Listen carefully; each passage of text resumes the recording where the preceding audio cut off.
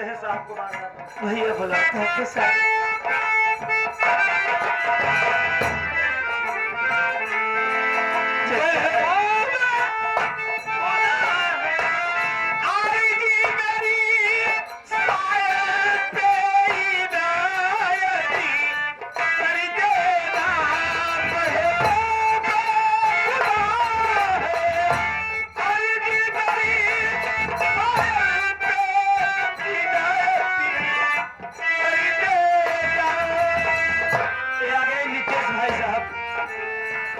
गरीबी पर देखते हुए ये साहब ये रुपये का मदद कर रहे हैं साहब को बार बार नमस्कार कर रहे हैं।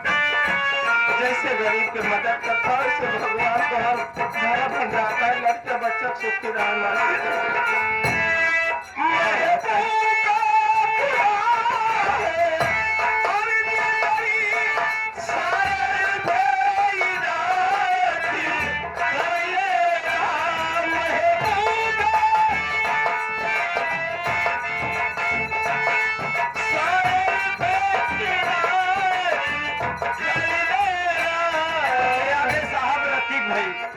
कनेवरा की निवेशी है ये साहब 10 रुपए का मदद करके साहब को बार बार नमस्कार कर रहे हैं।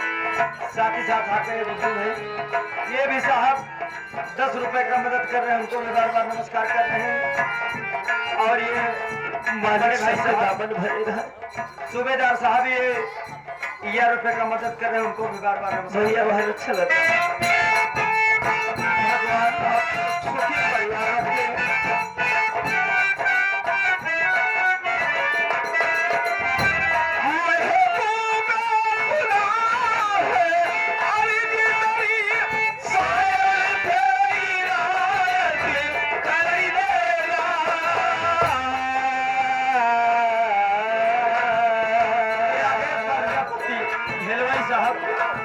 अच्छा ही खाना बनाते हैं आपकी गरीबी पर तरस खा के ये साहब 10 रुपए का मदद कर रहे हो। साथ ही साथ आगे विमलेश भाई ये भी साहब आपके गरीबी पर तरस खा के साहब ये 10 रुपए का मदद कर रहे हैं साहब को बार या मेरे मौला है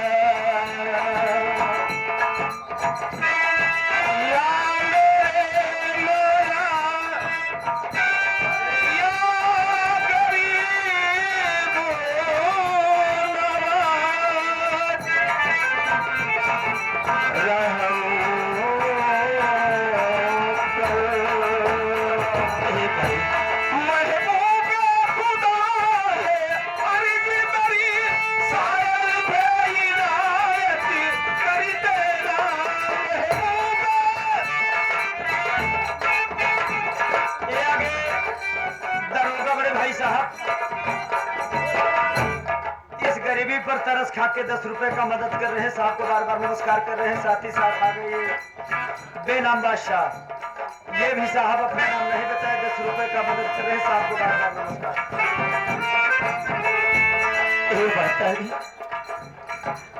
देखा सबका दिल पाथरदार हो माता जो उपकार भैया बाबू लोग मदद करते हैं ये एहसान हम जिंदगी भर न भूलो। ये आगे साथ ही साथ परम आदरणीय आप अर्जुन विश्वकर्मा कनेवरा की निवासी है और साथ ही साथ आगे ये परम आदरणीय आप श्रीमान राम खिलावन गौतम जी दोनों साहब मिलकर के 10 रुपए का मदद कर रहे हैं। भैया तुम्हारे प्रणाम करती है। भगवान के लड़के बच्चे सुखी रहे हमारे परिवार हरा भरा भरा रहे।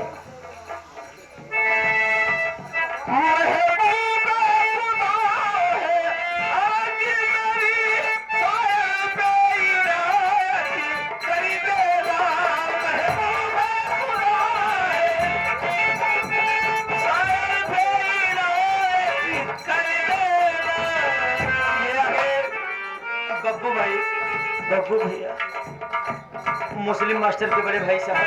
अच्छा अच्छा ये साहब इस गरीबी पर भैया बार बार सलाम करते हैं 10 रुपए का मदद कर रहे हैं। और साथ ही साथ हमारे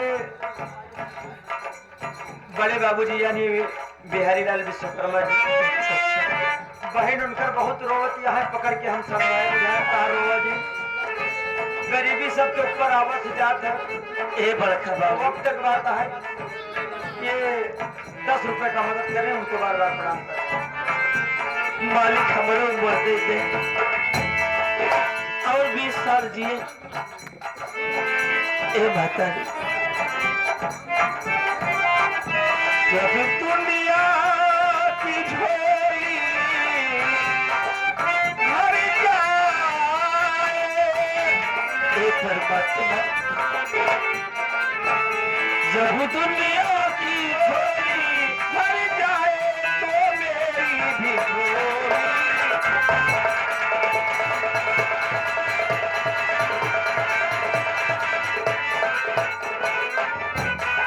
ये आगे रमेश प्रजापति, ये साहब इस गरीबी पर तरस खा करके 10 रुपए का मदद कर रहे हैं। साहब को बार बार नमस्कार करें। किसान भैया,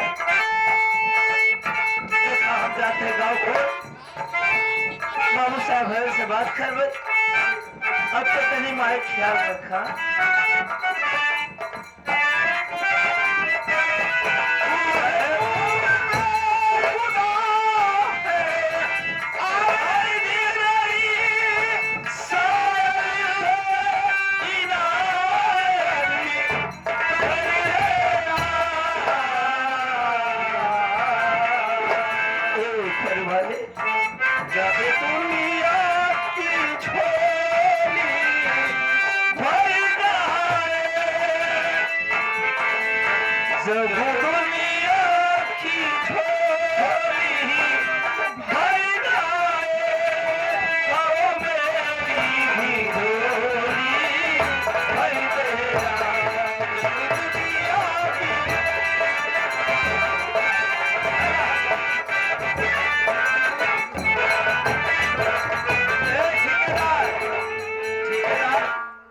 कुर्सी छोड़ दो भाई, ना मैं छटक के काट गोली तोहरे लग जाए तो कहबे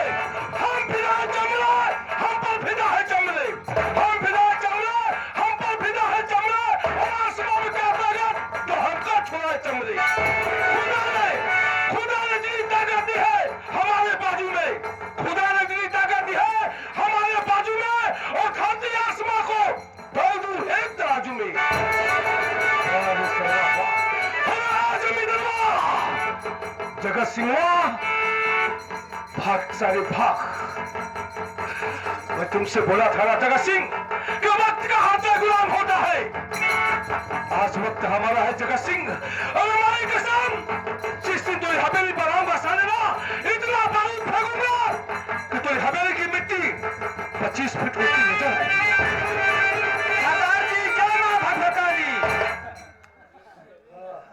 इतने दरिया में तुमने सोच नहीं पाया। अब तो सोच भाई आए घुटनों तुझे दिमाग का यहाँ खोपड़े दिमाग है ये नहीं सारे तू पटका भाई छितरा जाबे जय मां भवानी बोल। हाँ, जय मां भवानी, जय मां भवानी। शेर सिंह, खंडाली का समाचार क्या है? बिल्कुल एकदम ठीक ठाक है। सबसे पहले ये बता कि अपने गिरोह के सभी लोग नाश्ता कर लिए कि नहीं कर लिए? सरदार जी, सब लोग नाश्ता कर लिए हैं।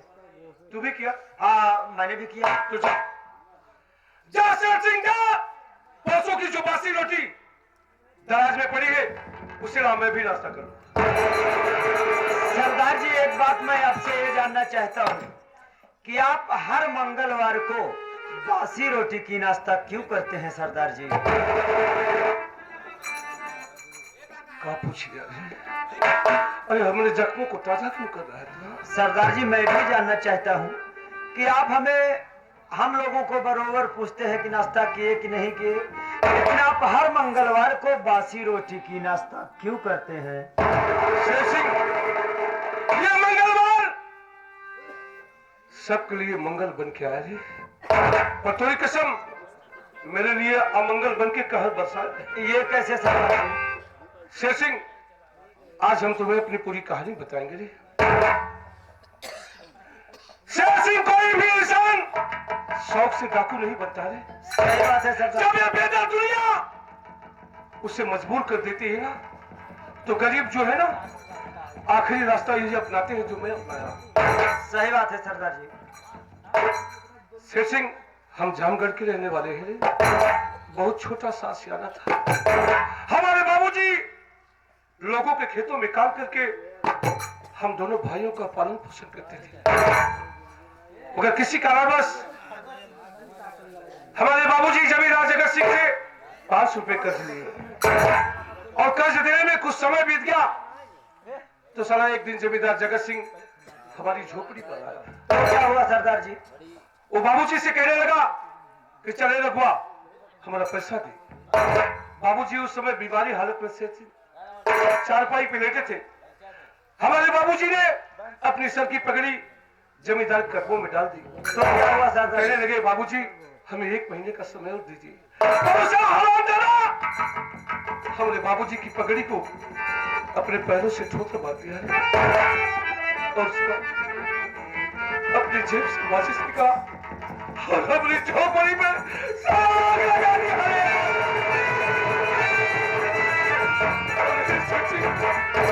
उसी जलती हुई आग में उसे अपने बाबू को बाहर पकड़ के फेंक दिया।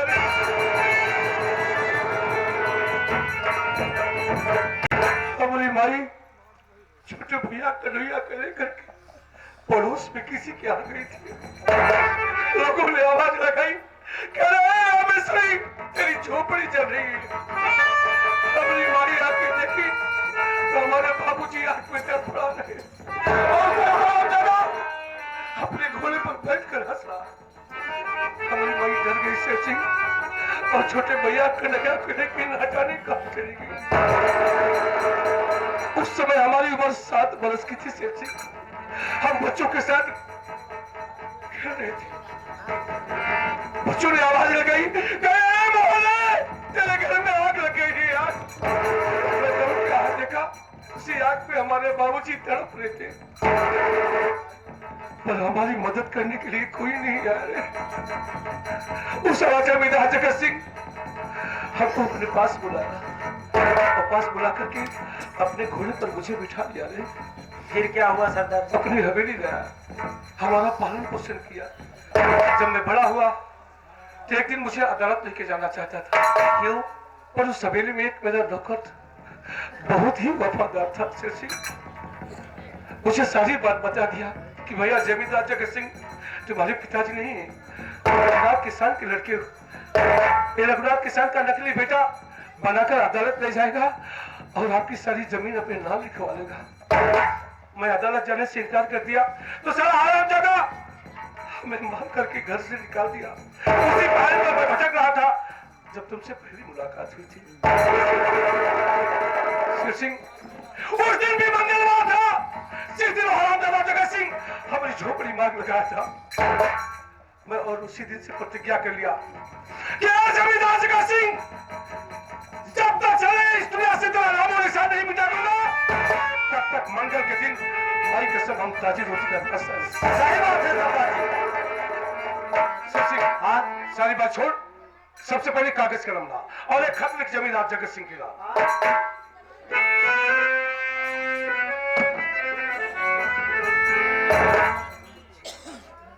हाँ जी सरदार जी। चले। हाँ क्या हो गया ना? हाँ बिल्कुल रेडी हूँ। इनको गलत समझा नहीं क्या? हाँ नहीं कोई नहीं, आप बोलिए। सेवा में जमींदार जगत सिंह, तुम्हें मालूम होती है आज यहाँ था तेरे घर में डकैती जा रहे हो, तुम अपने सगे संबंधी और जिले की पेशी बहुत हुआ लेना, मुझे कोई इतना नहीं, तुम्हारा जाने की कोटा की कहो एक को जने पकड़ पाया है। सरदार जी धीरे धीरे छोटा छोटा वाक्य बोलेंगे तब तो लिखूंगा।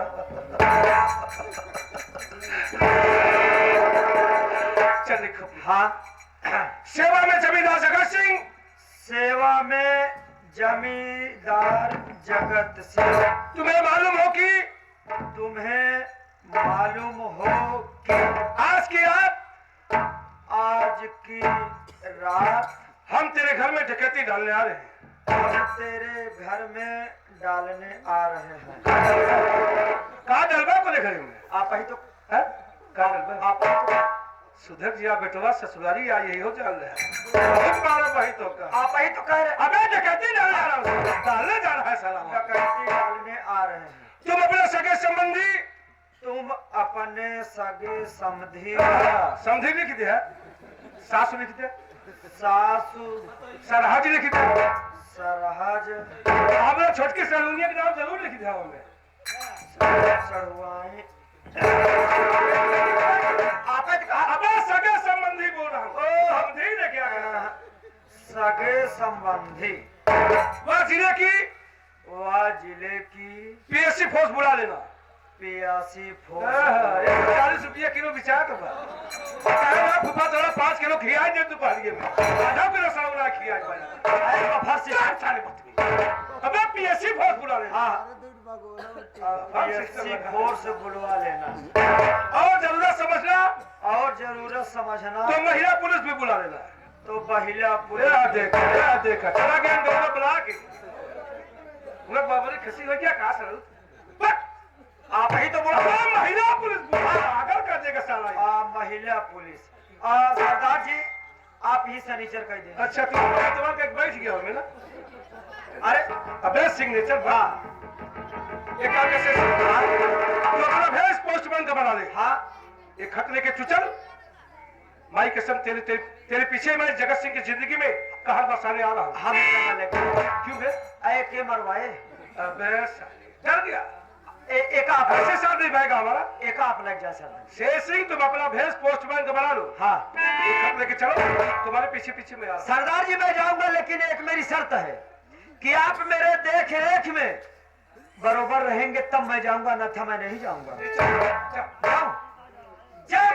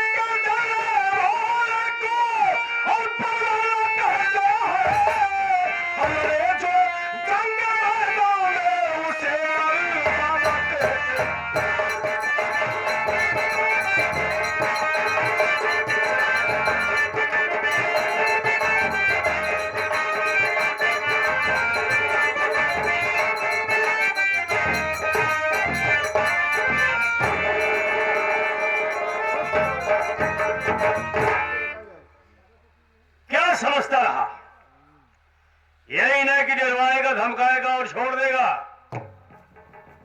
ये नहीं जाना मुझसे टकराने का अंजाम क्या होता है। अगर तुम आगे भागा ना होता तो सोने को यही हवेली में धंसा देते। अच्छा हुआ भाग गया, बच गया।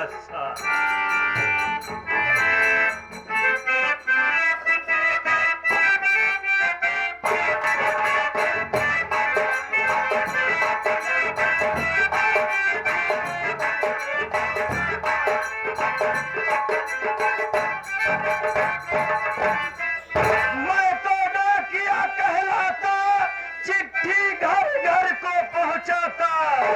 मैं तो रामापुर से आता, लीजिए मान मान मान, लीजिए मान मान मान, लीजिए मान मान मान।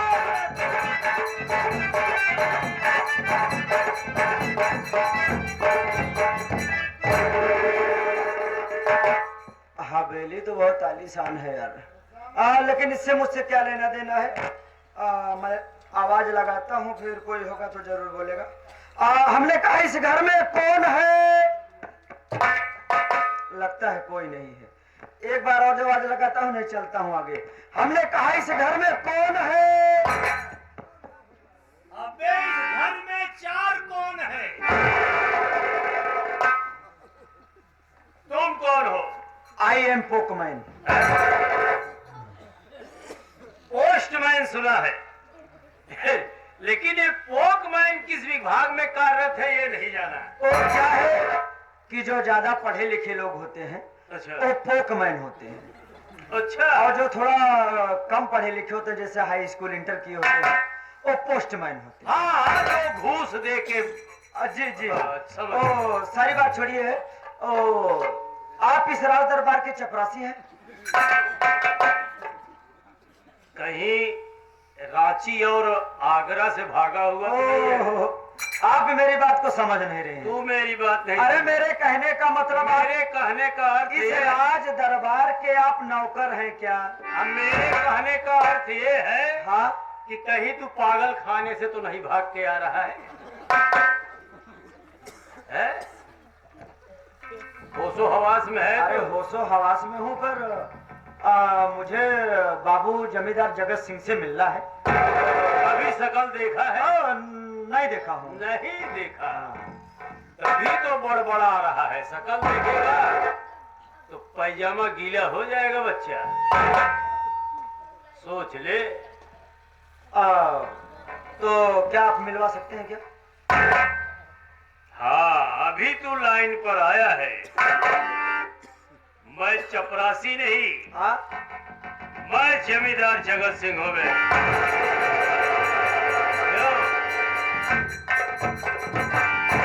आने का प्रयोजन बता। तो क्या है? आपकी चिट्ठी है। तेरी फटी है। अरे भाई मेरे कहने का मतलब आपका खतना है। तो तेरी मुसलमानी भी है।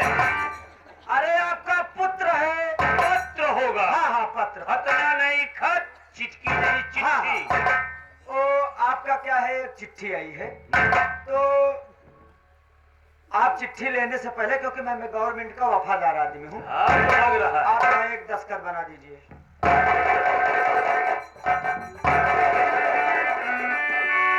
रिसीव किया, चल। और ये आपकी चिट्ठी। ऐसा करिए, देखिए सुबह सुबह का वक्त है, 12 आना 75 पैसा दीजिए, मैं चलता हूँ। 12 आना 75। तुम्हें सरकार नहीं देती है? ओहो, कौन कहता है नहीं देती है भाई? देती है। फिर 40-50 हजार में होता क्या है? सही है, 40-50 हजार में क्या होता है? 75,000 का तो तू जूता पहनता है। तो मैं समझ गया। देखिए सुबह सुबह का वक्त है, दीजिए मैं चलता हूँ। एक बता, 12 आना लेगा 75 पैसे? दोनों लूंगा। है दोनों। दोनों मिला के 1.5 रुपए हुए। हाँ है ना?